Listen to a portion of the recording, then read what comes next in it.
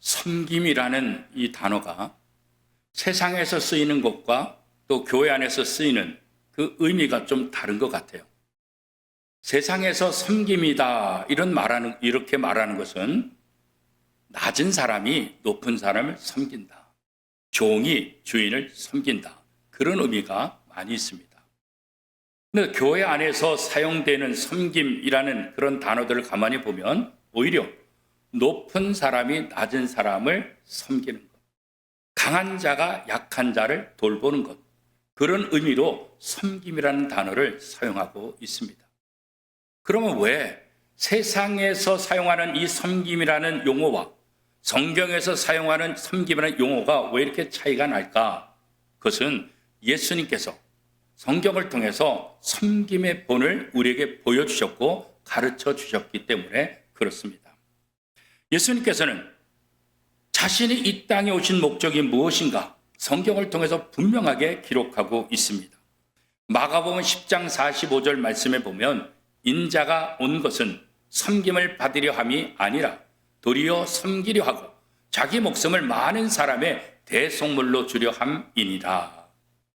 이 말씀에 보면 예수님께서 왜 이런 말씀을 하셨을까?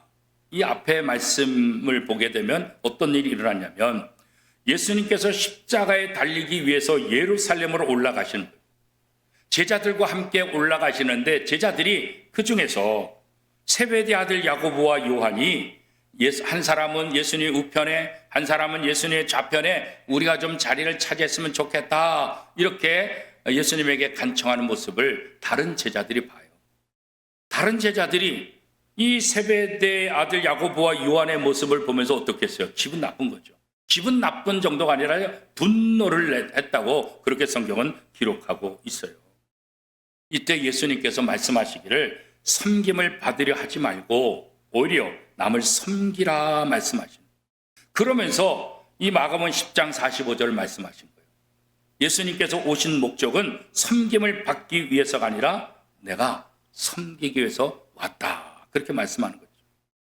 예수님은 영광의 길이 아니라 섬김의 길 위에 서 계셨습니다. 제자들은 영광의 길을 걸으려고 예루살렘에 올라간 거죠. 똑같이 예루살렘에 올라가는데 예수님은 섬기기 위해서 올라갔고 제자들은 어떻게 해요? 영광의 자리에 올라가기 위해서 예루살렘을 올라가고 있다. 똑같은 길을 가면서 전혀 다른 의미를 가지고 예루살렘에 올라가는 모습을 보게 됩니다. 3번씩이나 자신이 겪을 고난과 죽음에 대해서 예수님이 예고했지만 제자들은 전혀 생각이 없어요. 왜 예수님이 예루살렘에 올라가는지 거기에 관심이 없어요. 오로지 자신들이 예루살렘에 올라가서 자신들이 어떻게 높아질까 여기에만 관심을 갖고 있었던 거예요. 영적 무지함에서 벗어나지 못하면 오늘 이 제자들의 모습이 우리들의 모습일 수밖에 없어요. 우리가 오랫동안 예수 믿고 오랫동안 교회 다니면서도 하나님의 뜻을 깨닫지 못하면 예수님께서 우리에게 원하시는 것이 그것을 우리가 온전히 이해하지 못한다고 한다면 우리도 이 제자들처럼 그저 이 세상에서 어떻게 하면 더 올라갈까? 이 세상에서 어떻게 하면 더 성공할까? 이 세상에서 어떻게 하면 더 내가 즐길 수 있을까? 여기에만 관심을 갖게 될 수 있다는 거죠. 예수님께서 오신 목적이 뭐라고 됐어요? 죄인들을 위해서 그렇죠. 죄로 인해서 죽을 수밖에 없는 이 죄인들, 그 죄의 속박을 벗어나게 하고 구원하기 위해서 이 땅에 오셨다. 그렇게 말씀하고 있잖아요. 예수님께서 인류에게 주시고자 하는 최고의 선물은 뭘까요? 바로 구원이에요. 구원을 얻게 하려고, 구원을 이루기 위해서 이 땅에 오신 거예요. 그 구원을 이루기 위해서 어떤 대가를 지불하는 거예요? 자신의 몸을 십자가에 내어주는 그 대가를 지불하면서 죄인인 인간들을 구원하시기 위해서 이 땅에 오셨다. 그런 거죠. 영혼을 구원하려면 섬김의 자리로 내려가야 합니다. 먼저 손해보고 먼저 희생하고 먼저 권리를 포기하는 그런 섬김의 삶을 시작할 때 비로소 거기에 구원의 놀라운 은혜가 임하게 된다는 거죠. 섬김의 극치는 무엇입니까? 대속물이 되는 거예요. 하나님의 아들 예수 그리스도가 우리를 섬기기 위해서 이 땅에 오셨는데 그 최고의 섬김은 뭐예요? 십자가에 못 박혀 돌아가시는, 우리가 죽어야 될 자리에 예수님이 대신 죽으시는 대속물의 그 은혜죠. 그래서 예수님은 마가복음 10장 43절 44절에 이렇게 말씀하고 계세요. 너희 중에는 그렇지 않을지, 너희 중에 누구든지 크고자 하는 자는 너희를 섬기는 자가 되고, 너희 중에 누구든지 으뜸이 되고자 하는 자는 모든 사람의 종이 되어야 하리라. 예수님이 말씀하시기를 이방인들의 집권자들은 다 자기의 임의대로 권세를 부리며 살아가고 있다는 거예요. 2000년 당시 로마 제국에 취하였던 이 이스라엘 백성들, 로마의 지배를 받을 수밖에 없어요. 로마는 황제가 있어요. 그 밑에 호민관, 다시 말해서 의회가 있어요. 그리고 각 지방과 나라의 총독들이 파송되어 있어요. 질서가 분명해요. 로마 황제의 명령에 의해서 그 질서대로 내려가서 그 명령대로 모든 것이 움직이게 되는 거예요. 그 권세가 대단하다는 거죠. 이렇게 세상 나라는 집권자들이 권세를 부리고 권력을 행사하는 거예요. 국민을 섬기는 것이 아니라 오히려 국민들이 섬기게 되는 거죠. 국민들 위에 군림하는 지도자, 그게 세상 나라의 지도자들의 모습이라는 거예요. 그런데 예수님은 너희는 그렇지 않을지, 하나님 나라 백성은 다르다는 거죠. 예수님의 나라, 예수님을 믿는 제자들의 삶은 다르다는 거예요. 뭐가 다르다는 거예요? 군림하는 자가 아니라 섬기는 자가 되어야 된다, 이렇게 말씀하는 거죠. 너희 중에 누구든지 크고자 하는 자는 너희를 섬기는 자, 더 나아가서 뭐요? 종이 되라, 그렇게 말씀하고 있어요. 하나님의 나라에서는 높은 자가 더 섬기는 자다, 이렇게 말씀하고 있는 거예요. 교회에서 직분을 맡은 사람들은 더 많이 섬겨야 되겠죠. 장로님, 안수집사님, 권사님, 그렇죠. 직분을 받은 분들은 다른 성도들 더 잘 섬겨야 돼요.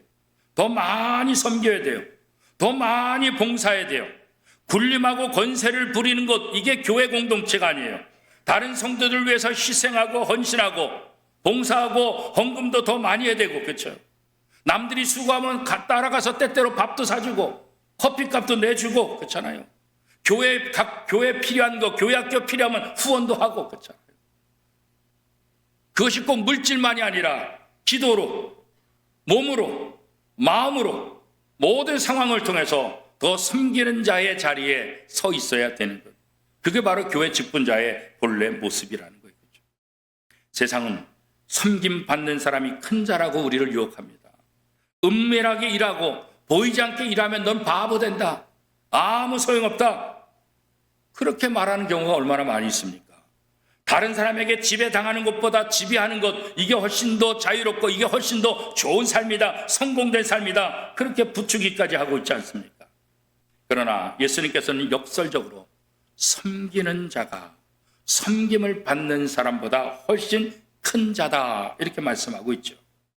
신앙의 가치를 지배와 군림이 아니라 섬김에 두라, 이렇게 말씀하고 있는 거예요. 그러면서 예수님 자신 스스로가 십자가를 지심으로 제자들에게 지배의식을 벗어버리고 섬김의 의식, 섬김의 삶을 살라, 이렇게 말하는 거죠. 그래서 예수님은 나는 섬기기 위해서 온 것이 아니라, 섬김을 받으려고 온 것이 아니라 오히려 섬기러 왔다, 이렇게 말씀하고 있는 거 아니겠어요? 인간의 몸을 입고 이 땅에 오신 목적이 바로 섬김이라고 분명하게 말씀하고 있는 거예요. 우리가 이 말씀을 기억해야 합니다. 섬기는 삶이야말로 세상에서 큰 자가 되는 삶이다, 그렇게 말씀하고 있는 거예요. 세속문화, 세상의 문화에서는 우리가 사는 동안 무엇을 하였느냐, 여기에 초점 맞추잖아요. 얼마나 위대한 일을 했느냐, 그래서 성공했다, 실패했다, 이런 평가를 우리가 하고 있잖아요. 그러나 성경은 우리가 하나님 앞에 서는 순간 우리가 무엇을 했냐, 이것보다 더 중요한 것은 뭐예요? 우리가 어떤 사람이 되었느냐. 섬김을 받는 사람이 아니라 섬기는 삶을 살았는가. 하나님 앞에 갔을 때 우리가 한 행동이 아니라 우리의 모습을 통해서 하나님의 심판을 받게 되고 하나님의 평가를 받게 된다는 거예요. 예수님은 제자들의 발을 직접 씻겨 주심을 통해서 섬김의 본을 보이셨잖아요. 섬김은 실천하지 않으면 안 되는 거예요. 섬기는 마음만 있어서는 안 돼요. 행동으로 옮겨야 돼요. 섬기는 마음, 섬기는 행동 없이 예수님의 제자가 될 수 없다는 것을 이야기하고 있는 거예요. 예수님의 마음은 군림하는 자리에 있는 것이 아니라 섬기는 곳에 언제든지 있었어요. 예수님의 마음은 높은 곳에 있는 것이 아니라 낮은 곳에 있었어요. 세상에서 으뜸이 되기를 많은 사람들이 있어요. 세상에서 으뜸이 되는 방법은 뭔가? 예수님은 자신을 낮추고 섬기는 삶을 살아요. 예수님을 본받아서 낮아지고 섬기고 섬기는 삶을 통해서 세상에서 으뜸이 될 수 있다. 그 비밀을 이야기하고 있죠. 섬길수록 예수님을 닮아가는 거예요. 섬김을 받으려 하고 섬김을 받을수록 예수님의 모습과는 점점 멀어질 수밖에 없다는 거예요. 섬김 없이 으뜸이 될 수 없다는 것을 반복해서 말씀하고 있는 거예요. 예수님은 만왕의 왕이면서도 겸손하게 나귀를 타셨어요. 하나님께 복종하되 십자가에 죽기까지 자기를 낮추시고 복종했다고 말씀하고 있어요. 우리도 예수님의 겸손을 본받아서 서로 낮아지고 복종하여 섬기는 삶을 살아야 하겠습니다. 베드로전서 5장 5절 6절은 이렇게 말합니다. 젊은 자들아, 이와 같이 장로들에게 순종하고 다 서로 겸손으로 허리를 동이라. 하나님은 교만한 자를 대적하시되 겸손한 자들에게는 은혜를 주시느니라. 그러므로 하나님의 능하신 손 안에서 겸손하라. 때가 되면 너희를 높이시리라. 우리가 낮아지고 겸손하면 때가 되면 하나님께서 우리의 모든 것들을 높여주시겠다 말씀하고 있어요. 그래서 마태복음 23장에 보면 예수님께서 제자들을 향해서 너희가 세상에서 랍비라 칭함을 받지 말라. 랍비로 인정받기를 좋아하지 말고 높아지려 하지 말고 오히려 형제처럼 대하라. 높고 낮음이 아니라 동등하게 모든 사람을 대하라. 그렇게 말씀하고 있어요. 또 땅에 있는 자를 아버지라 하지 말아라. 이 말은 이 육신의 아버지를 부정하라는 말이 아니라 공동체 안에서 어떤 한 사람에게 절대 권위를 부여하지 말아라. 하나님에게만 권위가 있다는 것을 다시 한번 이야기하고 있는 거예요. 예수님은 하나님의 나라를 역설적으로 말하고 있죠. 오늘 본문 마태복음 23장 11절 12절 우리 한 목소리를 같이 읽겠습니다. 너희 중에 큰 자는 너희를 섬기는 자가 되어야 하리라. 누구든지 자기를 높이는 자는 낮아지고 누구든지 자기를 낮추는 자는 높아지리라. 자기를 높이는 자는 낮아지고 낮추는 자는 높아진다는 거예요. 그러므로 자신을 낮추고 섬기는 자가 큰 자다 이렇게 말씀하고 있습니다. 예수님이 친히 이 역설의 본을 자신의 삶을 통해서 우리에게 보여주셨잖아요. 예수님은 지극히 높으신 하나님과 동등된 분이지만 베들레헴 마구간에 태어나시고 변방인 나사렛에서 삶을 사셨잖아요. 궁중이 아니라 유명한 곳이 아니라 그렇죠. 예루살렘이 아니라 그렇죠. 그리고 로마의 가장 잔인한 형벌인 십자가형을 당했습니다. 죽기까지 낮아지심으로 높임을 받으셨고 모든 이름 위에 뛰어난 이름을 얻으셨다고 빌립보서는 설명하고 있습니다. 성도는 예수 그리스도를 닮아가야 하는 것입니다. 예수님처럼 스스로 낮아지고 기꺼이 섬기는 자를 하나님이 귀하게 여기시고 높여주신다. 이 말씀을 믿을 수 있기를 축복합니다. 바리새인과 서기관들처럼 자기를 드러내기 위해 애쓰는 것은 세상의 방식입니다. 세상은 지도자가 군림하며 섬김을 받으려고 합니다. 권위를 나타내야 합니다. 이러한 삶의 방식은 관계를 파괴하고 서로를 속이게 만드는 그 권력 앞에 순종하려고 마음에도 없는 말을 하잖아요. 마음에도 없는 순종을 하잖아요. 서로 속이고 거짓된 삶을 살아가는 세상이 되고 마는 거예요. 그러나 그리스도는 달라야 된다는 거죠. 예수님은 큰 자일수록 섬기는 자가 되어야 한다. 교회는 섬기는 리더십으로 이루어지는 공동체. 교회는 군림하는 사람으로 가득한 것이 아니라 섬기는 사람으로 가득 채워진 것. 이게 바로 교회 공동체라는 거예요. 그러기에 성도는 섬기는 자가 되어야 돼요. 낮아져야 돼요. 권위를 내세우는 것이 아니라 섬기는 자가 되어야 돼요. 낮아질 때 높아진다는 이 역설적인 진리, 이것을 우리의 삶 속에서 드러내야 돼요. 예수님이 삶 속에서 드러낸 것처럼 오늘 우리의 삶 속에서 이 말씀이 진리라는 것을 보여줘야 할 것입니다. 오늘 우리는 장로님, 안수리사님, 권사님, 항전 직분자를 선출하는 공동의회를 갖게 됩니다. 지금도 잘 섬기며 헌신하셨지만 이제 장로로, 안수집사로, 권사로 피택을 받게 되면 피택받는 순간까지 이제 더 열정적인 마음을 가지고 낮아지고 겸손하고 그래서 하나님 앞에 존귀한 자로 성도들을 섬기는 그런 삶을 사는 기회가 될 수 있기를 바랍니다. 기존의 장로님들, 또 안수집사님들, 권사님들도 이번에 새롭게 피택되는 또 항존 직분자들과 서로 협력해서 우리 교회가 섬기는 공동체다. 우리 교회가 예수님을 닮은 공동체다. 우리 교회가 하나님의 뜻을, 예수님의 뜻을 이루는 공동체다. 이것을 온 몸을 통해서 실천하며 보여주는 그런 항존 직분자들, 그런 모든 성도가 될 수 있기를 축복합니다.